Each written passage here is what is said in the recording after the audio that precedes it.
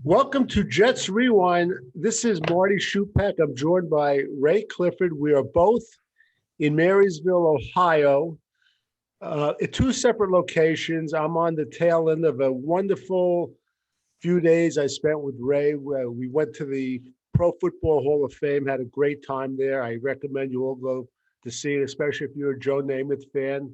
They have a great exhibit with him. Ray, how you doing? Been better.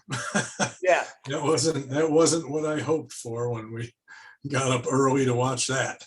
Right. It's 2:00 Sunday, October 10th, 2021, and it's about an hour and a half after the Jets lost the game to the Atlanta Falcons in London, England. 27-20. The Jets record stands at 1-4.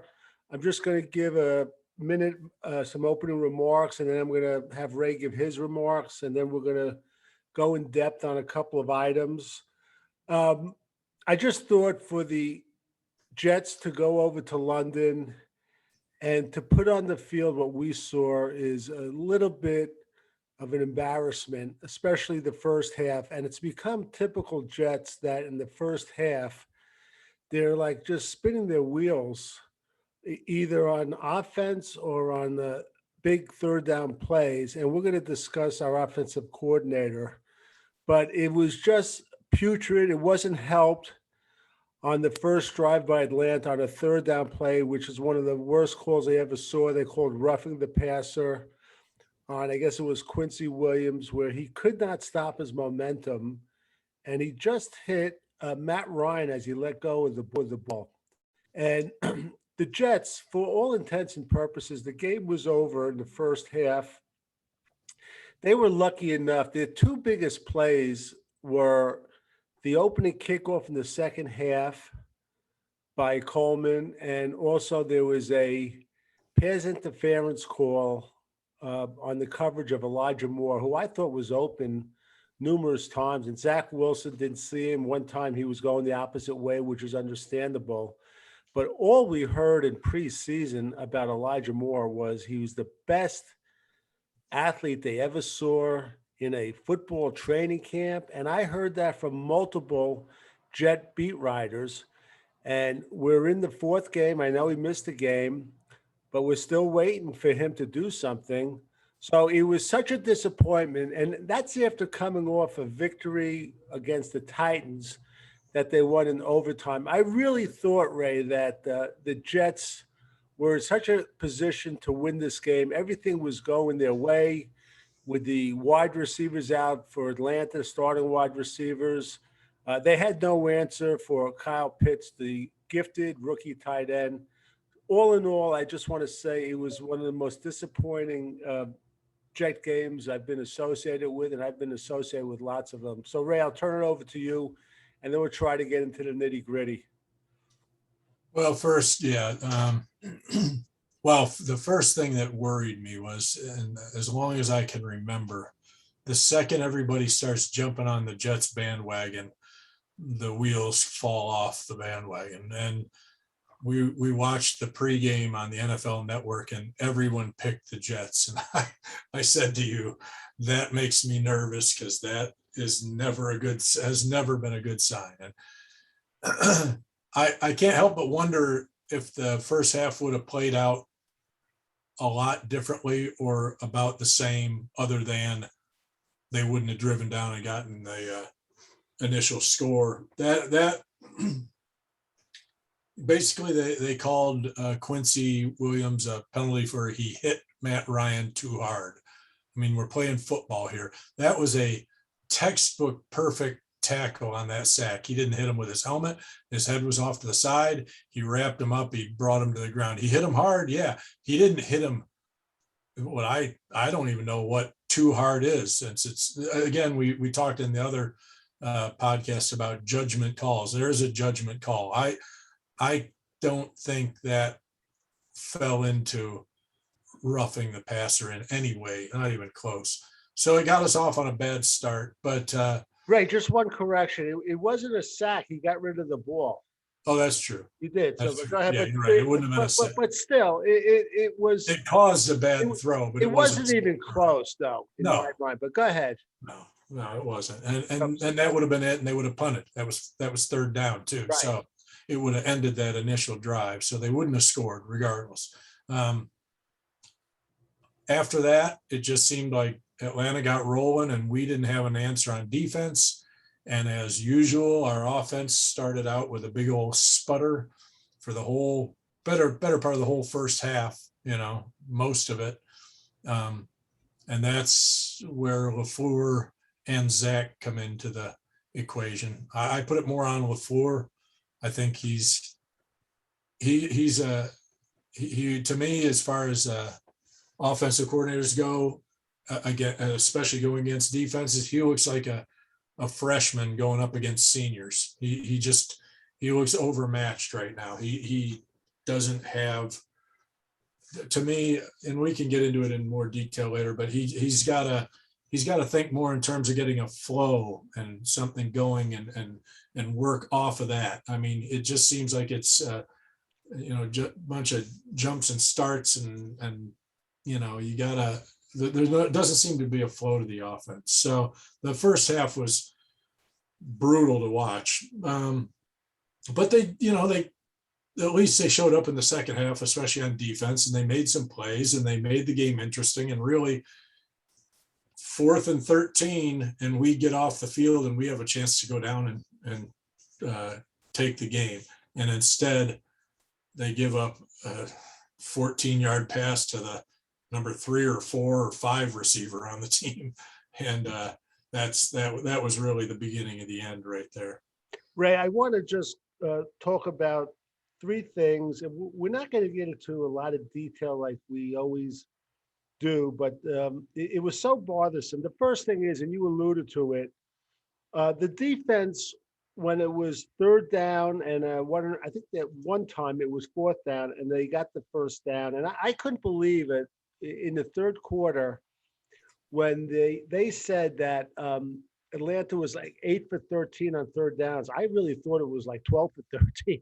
It was just unbelievable. And they just cannot make a stop. And it was a combination that they couldn't really get their pass rush like they had last week.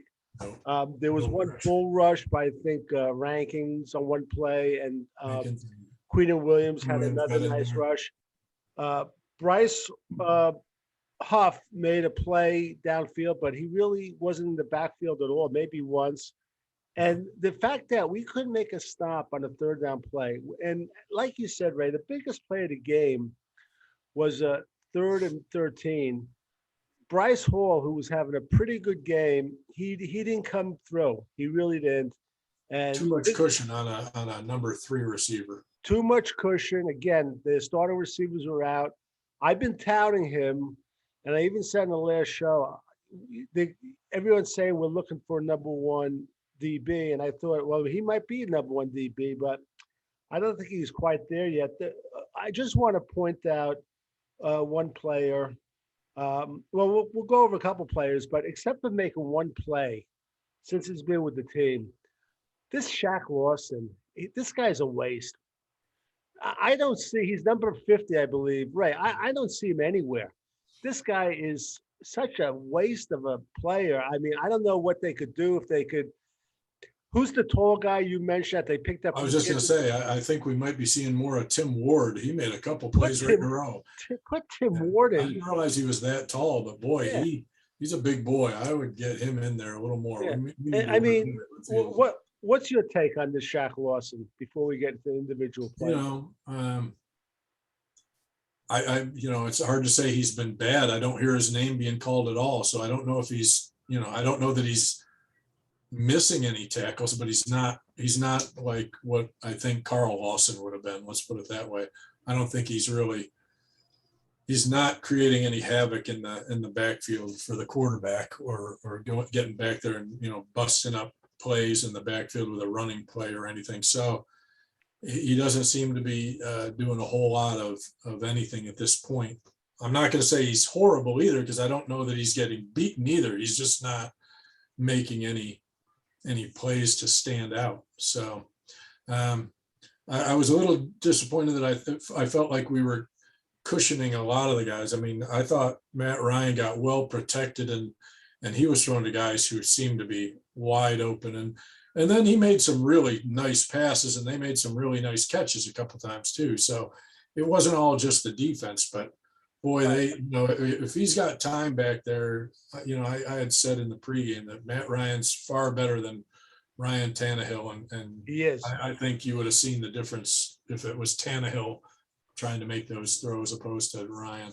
And Michael Shupak called me from New Jersey, Ray, one of the calls, and he said right before the game, said, Dad, I always thought Matt Ryan was underrated. I know he blew that Super Bowl against the Patriots with that team, but I always thought when I watch him, that guy is cool under pressure. Yeah. And he did well. With the defense, while we're on them, Brandon Eccles, he made some tackles. Bryce Hall, I thought he made some good plays, but he gave up that big play. Quincy Williams, I think he was pretty good today. Ashton Davis, Ray, maybe I have my own bias, but he gave up a big third down play, but on some plays, he was just like a hair away from making the play. And I don't know if he's not good enough, or he's only been back like a game and a half.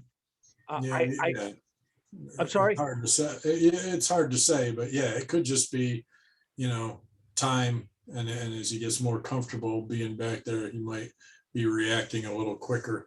But you're right. I think you're right. He wasn't getting burned, but he was just off by a hair. So let's see if he could get his timing down. He's a fast guy.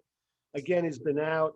Shaq Lawson, we spoke about. C.J. Mosley, I thought he had a pretty good game. He caused that fumble. Sherrod Niesman, I thought he was pretty good on a couple of plays, but other than that, he didn't stand out. Foley Fadakasi was just okay. Tim Ward, we both think he did pretty well. Michael Carter II had his worst game of the year, I thought. He was burnt a bit by Pitts a couple of times. He was on him. And this Kyle Pitts, whatever you say, this guy is some player. I mean, even his first catch, we were watching together. That one-handed catch was very good. Gerard Wilson, he had that pass interference call. It was dumb. Terrible. Holding his jersey. That was pretty obvious. He couldn't. Right. Yeah. Let the guy drag you across the field so you can stay up with him. Yeah. Sheldon Rankins, I didn't think he was bad. I didn't think he was great. He was just okay. He made some plays. Nathan Shepard. I mean, Ray. 2 more penalties.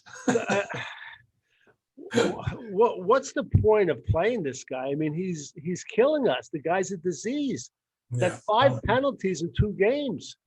And it's not that he's making spectacular plays besides that. He's not making real plays. He had 1 tackle and 2 assists. And he cost us. It's just getting beyond belief.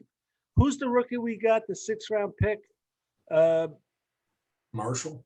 Yeah. I think you got to, see what he can do at this point.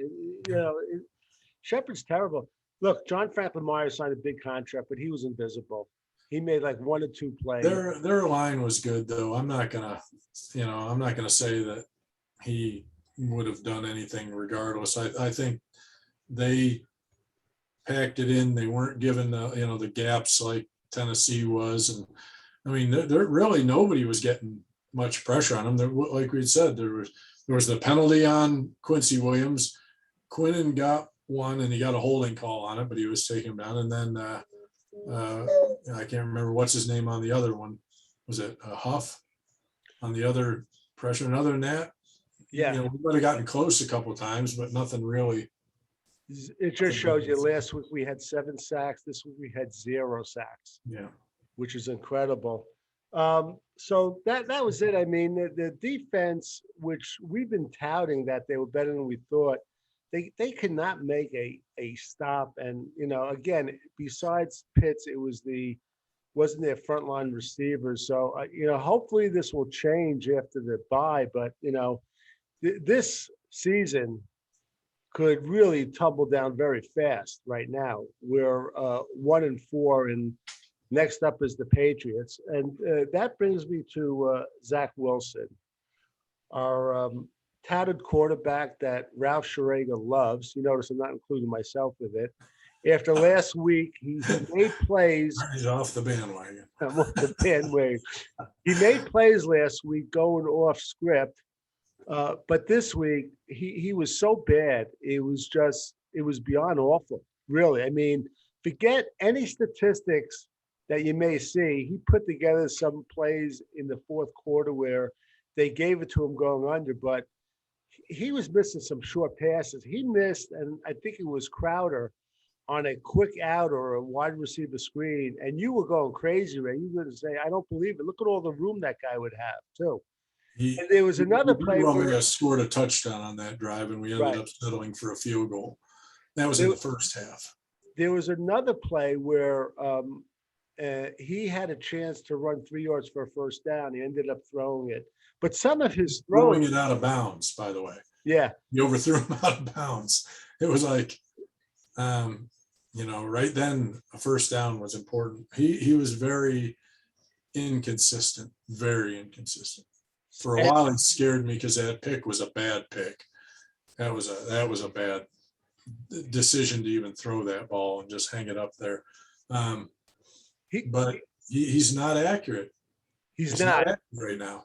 And out of college, that's the one thing they said about him. He's accurate. And Ray, he's locking into one receiver. I mean, yeah. That's what I see on some of his complete. You mean on each route or all game long? Because it seemed like not all game, but on a lot of them, I see him locking in. And really not. On a break, Denzel Mims had a couple big catches. Yeah, for all you Denzel Mims fans, he showed up. He had a couple of catches, which was nice. And actually, the first catch, there was a chance he would have broken away. But Zach Wilson, I mean, listen, this is a time, and we've exhausted this about, we wish we had that veteran quarterback where maybe you could sit him for a game or two and just start to absorb things, because this could spiral out of control. There's no way they're going to beat the Patriots now. I just don't see it up at Foxborough. And Patriots aren't all that great right now. No, I know. And the one thing that worries me too, Ray, I mean, again, and I said it, we've been hearing about Elijah Moore. He was open a number of times and he never saw him. The one time he saw him, that was a pass interference. Yeah. But you got to get that guy involved in the offense. You have to get him involved. And not having a tight end, again, we've exhausted this, is killing us, and it's not helping him out at all. The one thing I'll say is on offense, just getting away from Zach Wilson for a second, is that I really like Michael Carter, the running back. I think he's the real deal.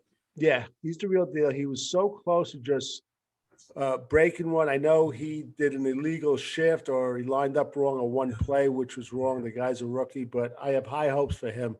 So Ralph, Ray, give me your take on Zach Wilson now. Anything that I might have missed?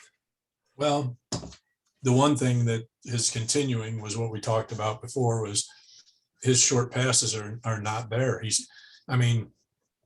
threw the 50-yarder to Davis on a dime, running to his right, but if the pass is 10 yards or less, he's hitting them in the shoe tops and putting it on their shoestrings.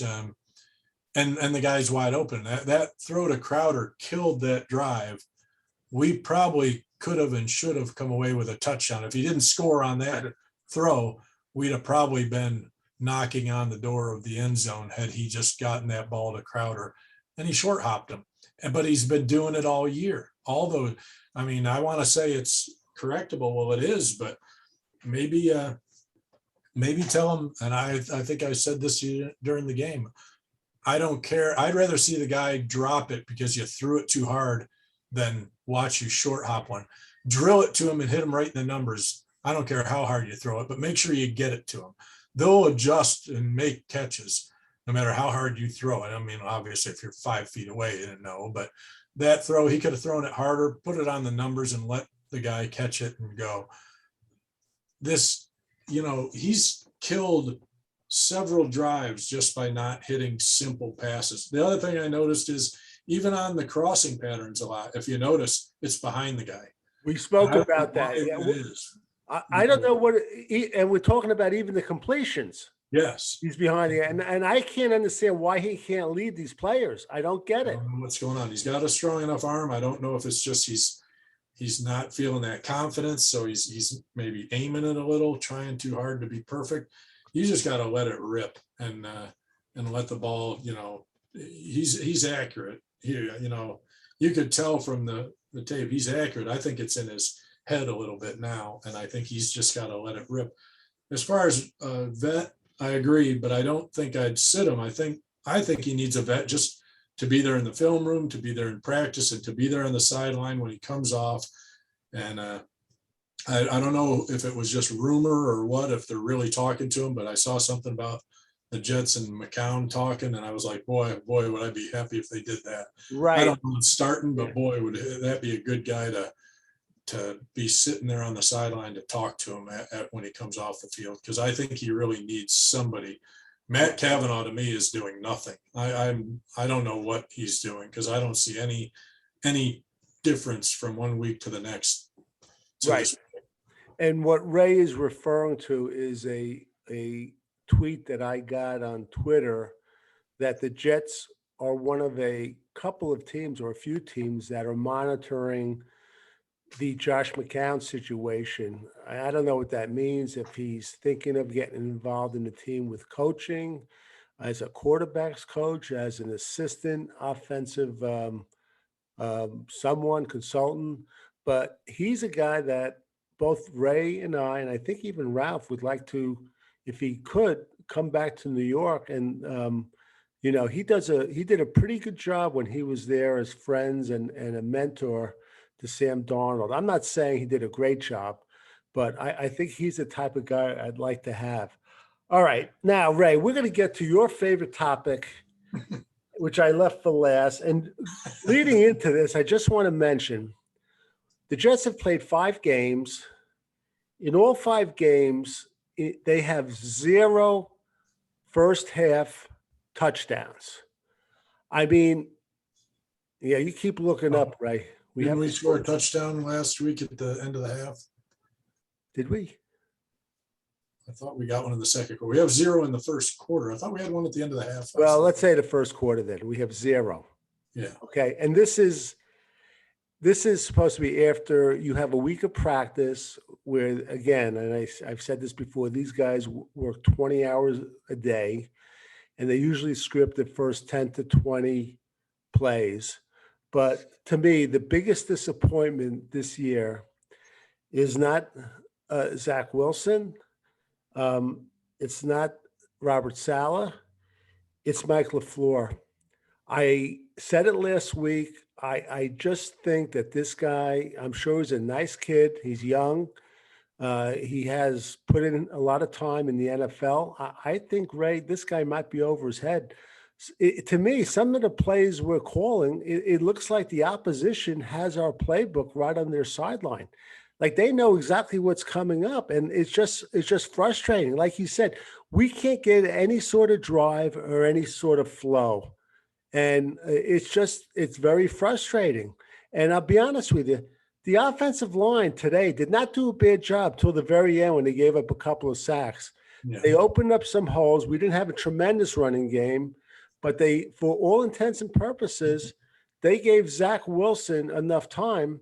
But some of the play calling, I mean, we're having too many plays, not just runs, but passes for negative yardage that are just not happening. And we're seeing things that shouldn't happen, where a screenplay is set up and the lineman is in the wrong position. The ball is hitting him in his tush, where it should be going to the running back. So I just think Mike Lefleur, I don't know what the options are. You don't like Matt Cavanaugh. He's been an offensive coordinator. I would, at this point, give him a shot to call the plays. But I think he's the biggest disappointment of the season so far with the New York Jets. Ray?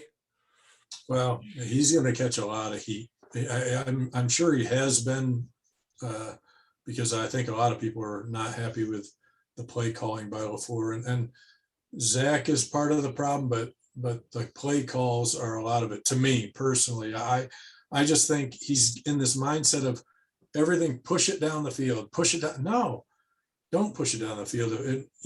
Take your shot down the field, but get a flow going, get a drive going, get some consistency, get some just some rhythm and make plays. Short passes are fine. We don't need to, we don't need these 50-yard bombs every time. It seemed like the one series after we scored the touchdown, we got a first down running the ball or whatever. Next thing I know, he's throwing it down the field for 40 yards. Why?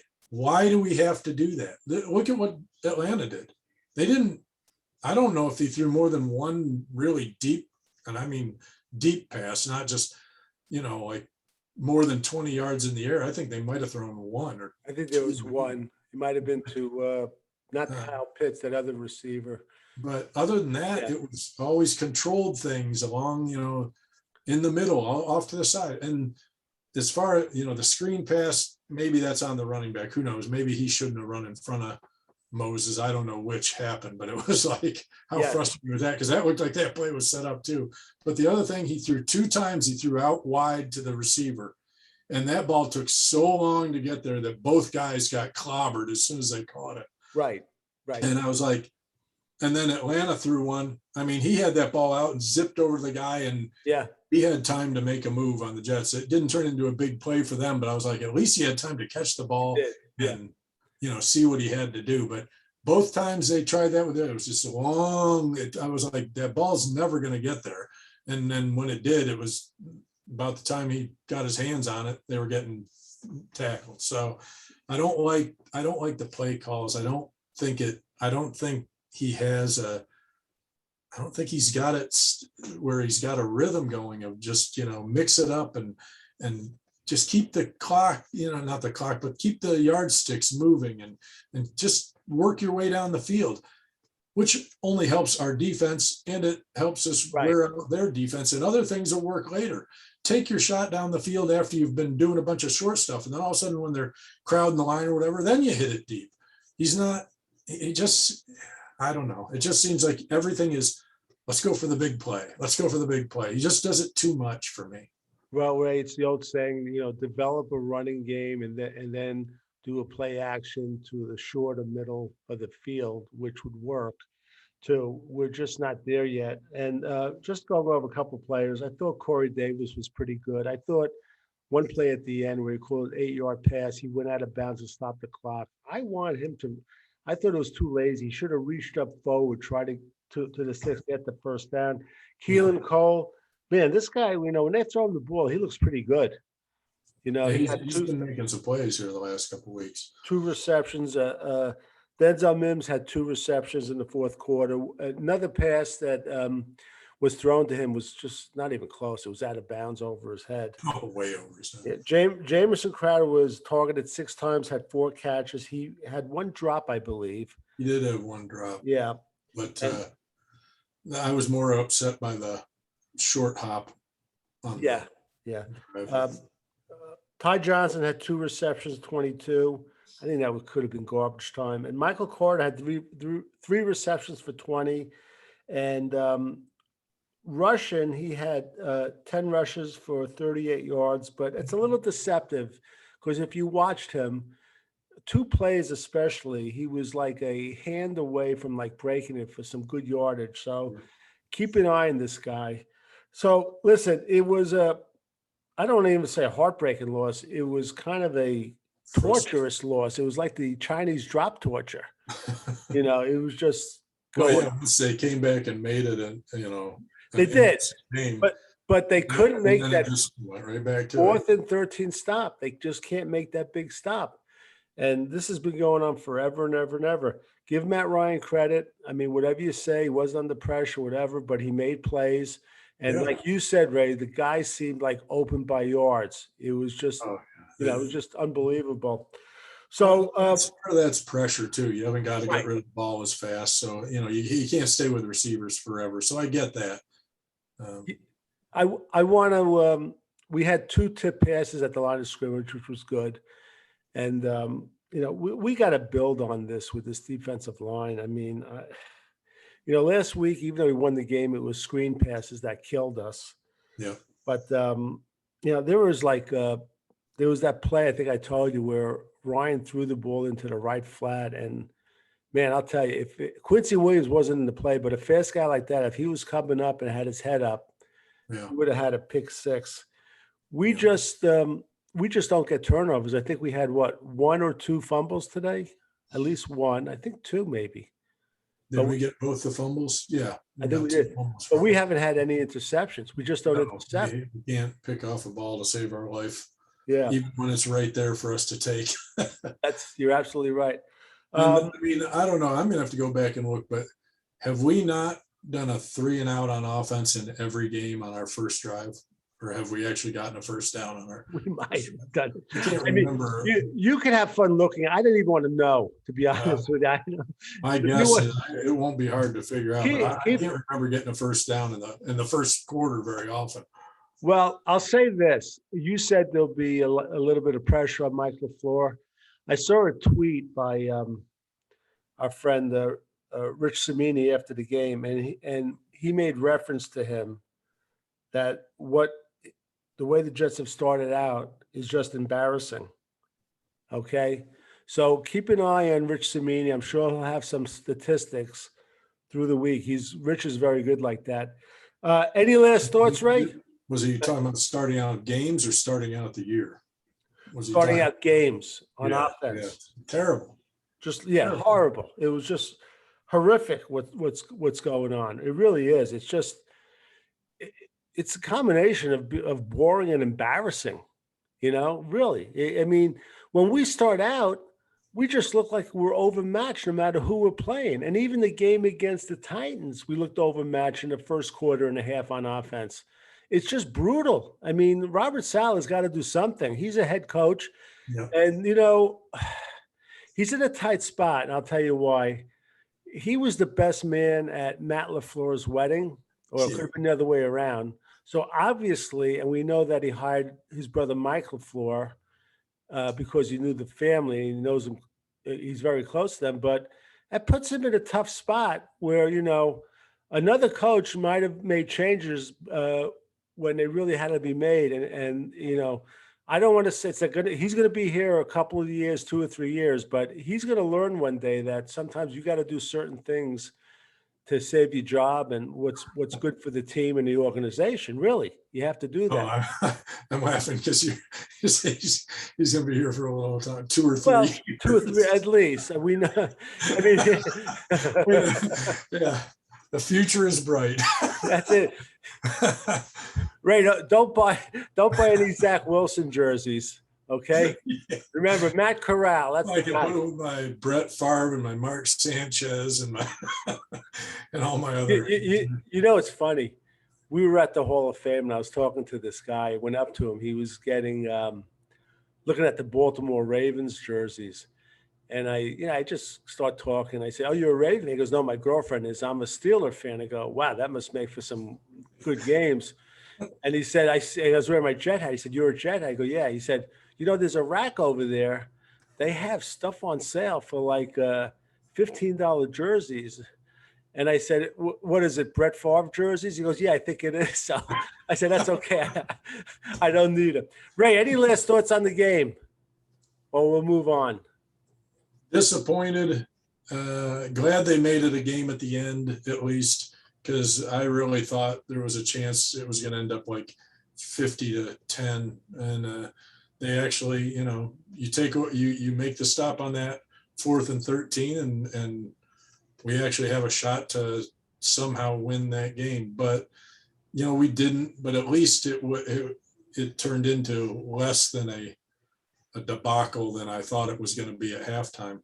Yeah.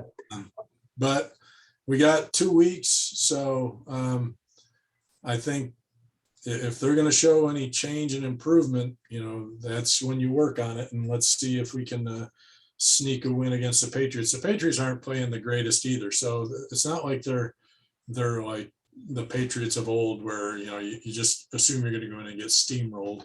No, But that's what I assume, Ray. When I we're know, looking yeah, for it, I'm but sorry. but you're a big BB fan, so that's I fine. am. I am. All right, for Ray Clifford and Marty Shupak. Listen, all Jet fans, just keep bleeding green, and one day we'll get there. And enjoy the bye week. Until next time.